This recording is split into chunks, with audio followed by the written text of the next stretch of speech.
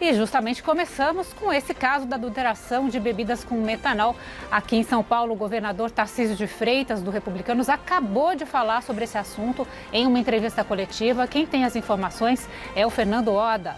Boa tarde para você, Fernando. Subiu o número de mortes suspeitas de contaminação por essas bebidas adulteradas aqui no estado?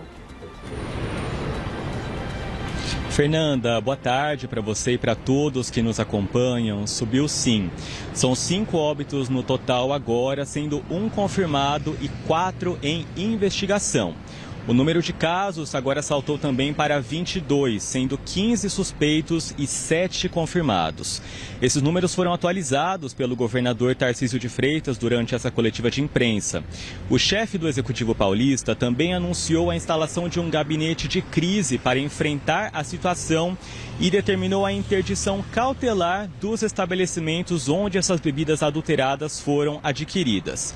Nossa equipe está aqui em frente ao Departamento de Polícia de Proteção à Cidadania, que está encabeçando essas fiscalizações aos estabelecimentos.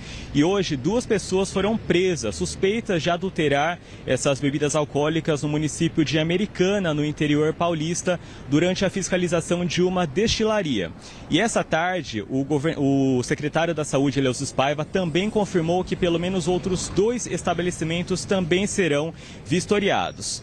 Olha, sobre as suspeitas de envolvimento do PCC, nesse caso, o governador Tarcísio de Freitas também se pronunciou e afirmou que não há evidência nenhuma de que haja participação do crime organizado. Fernanda. Obrigada, Fernando. Continuamos acompanhando esse caso. E agora a gente vai falar sobre um outro caso policial aqui em São Paulo. Um dos suspeitos de ter participado da execução do ex-delegado-geral de polícia de São Paulo, Rui Ferraz, foi morto no Paraná. Humberto Gomes estava foragido e foi baleado numa troca de tiros com agentes paulistas e paranaenses. O ex-delegado foi morto em uma emboscada há 2 semanas em Praia Grande.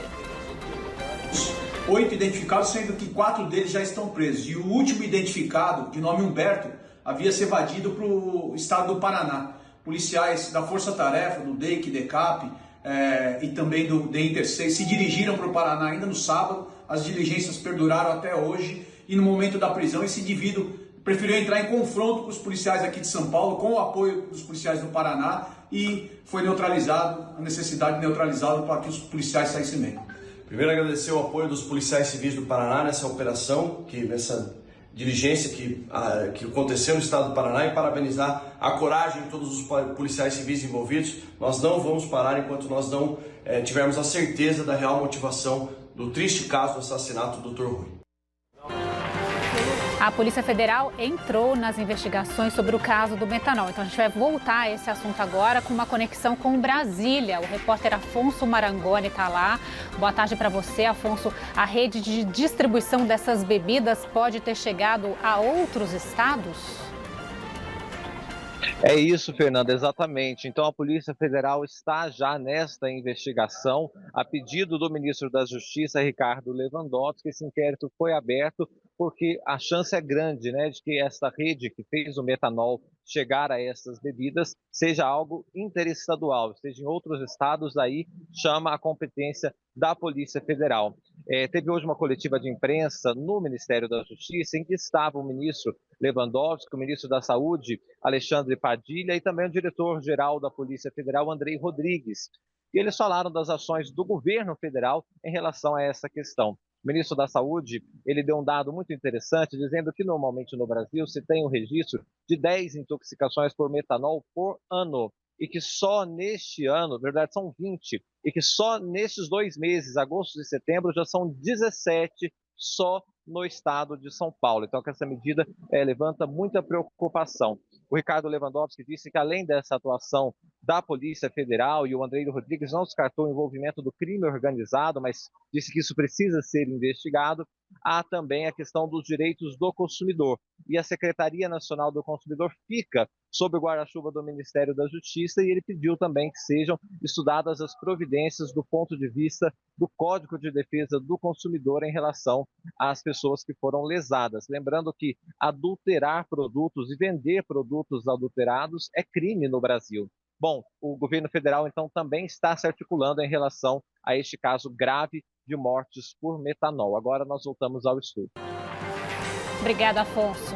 No Rio de Janeiro, um derramamento de óleo na pista fechou um dos principais aeroportos do país e provocou atrasos e cancelamentos em cadeia. O acidente foi registrado no aeroporto Santos Dumont, que está fechado para pousos e decolagens desde a madrugada. Um veículo de serviço acabou derramando muito óleo na pista e aí havia risco de derrapagens. A operação está prevista para ser retomada somente às 5 da tarde. 137 voos foram cancelados e outros desviados para o Aeroporto Internacional do Galeão. Em São Paulo, as operações de Congonhas e de Viracopos, em Campinas, foram impactadas pelo fechamento. Voos que chegariam do Rio de Janeiro foram cancelados ou atrasaram. As partidas para o estado também estão suspensas. O arquiteto Luiz Perrillo, que recebeu o transplante de 5 órgãos do mesmo doador, não resistiu às complicações da cirurgia e morreu hoje em São Paulo. Depois de 4 anos de espera na fila, Perrillo havia conseguido um doador compatível para estômago, pâncreas, fígado, intestino e rim. A primeira fase da cirurgia foi realizada no último dia 23, mas ele apresentou um quadro de infecção e o processo foi pausado. Nesta manhã, a família comunicou o falecimento pelas redes sociais. O transplante multivisceral é um dos procedimentos mais complexos da medicina e só foi incorporado ao Sistema Único de Saúde esse ano. No caso de Luiz, era preciso 5 órgãos de um mesmo doador compatível. A longa espera debilitou ainda mais a saúde dele, que tinha comprometimentos em diversos órgãos por causa de uma trombofilia. Nas redes sociais, ele compartilhava os desafios da espera e dos tratamentos e se tornou um símbolo da luta por doação de órgãos no Brasil. Agora a gente vai falar de economia. A taxa de desemprego no Brasil se manteve em 5,6% no trimestre encerrado em agosto e segue como a menor da história, segundo o IBGE. 6.084.000 pessoas estavam sem emprego no país, segundo a Pesquisa Nacional por Amostra de Domicílios, a PNAD contínua. Esse é o menor número já registrado na série histórica, realizada desde 2012. O resultado representa uma queda do desemprego de 9% em relação ao trimestre anterior e de 14,6% na comparação com o mesmo período de 2024. 2 setores puxaram a ocupação no trimestre: empregos na administração pública, nos setores de saúde, educação e serviços sociais, e os da agricultura.